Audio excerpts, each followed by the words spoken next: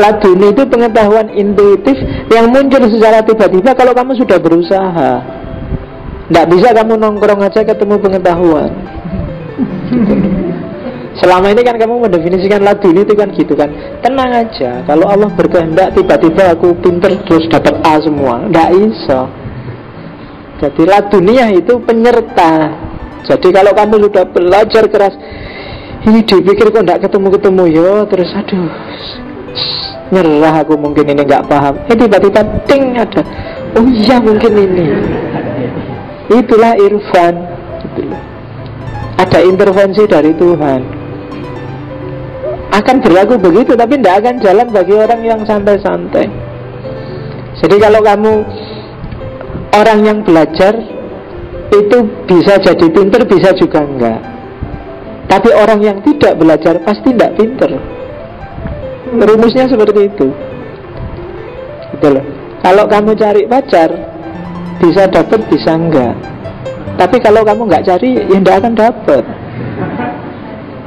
Logikanya seperti itu. Kalau kamu nggak berusaha, pasti nggak dapat. Kalau kamu berusaha, bisa dapat, bisa enggak. Nah itu sebenarnya cara berpikir untuk menyatukan Qadariyah dan Jabariyah biar kamu nggak bingung. Sejauh mana kita itu Jabariyah, sejauh mana kita Qadariyah. Kamu harus berusaha. Kenapa? Kalau nggak ada usaha, nggak ada hasil. Uang usaha aja nggak mesti ada hasil kok. Nah, irfan juga begitu. Irfan itu pengetahuan kudrat dari Allah, hasil intervensi Allah. Itu karena ada model irfan, model kudratnya Allah inilah, maka Allah tidak nganggur. Allah itu selalu terlibat dalam hidup kita. Tidak, ya hidup itu ada hukumnya, namanya sunnatullah. Tapi sewaktu-waktu Allah bisa intervensi. Kalau orang-orang sekuler kemarin yang di barat dan kawan-kawan kemarin kita bahas itu kan, cara berpikirnya alam ini sudah ada mekanismenya, dan itu sifatnya pasti. Allah itu kayak orang bikin jarum jam, setelah jamnya dibikin sekarang nongkrong-nongkrong sambil lihat TV nunggu kiamat. Cara berpikirnya kan gitu. Enggak, Allah itu bisa intervensi sewaktu-waktu dalam urusan apapun, termasuk dalam ilmu yang kita sebut namanya irfan. Kamu lihat misalnya kamu ngocok misalnya, aduh, aku kulitku kok hitam ya, rambutku keriting, wajahku jelek, ini apa ya bisa dapat istri aku wajahku kayak gini, kan? Nah, jangan pesimis. Allah bisa intervensi sewaktu-waktu. Jadi ya siapa ngerti kamu yang kayak gitu ternyata dapat pasangan duluan, nikah duluan, temenmu yang cakep-cakep suwi golek kesuwen meleh. Kalau kamu kan nggak mikir pokoknya ono ya wis ayo, ono kan. Sementara yang cakep-cakep milih jangan siapa tahu ada yang lebih bagus jadi suwi nggak dapat. Sementara kamu cepet karena kamu tahu diri. Oke.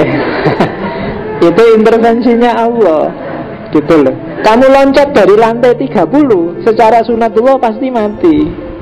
Dan kamu harus pakai rumus ini. Meskipun ada kemungkinan kalau kamu dari lantai 30 kamu tidak mati.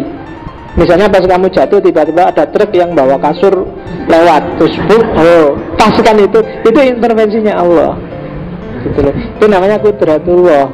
Sunnatullah itu pasti, tapi Allah bisa sewaktu-waktu menabrak sunnatullah yang namanya kudratullah.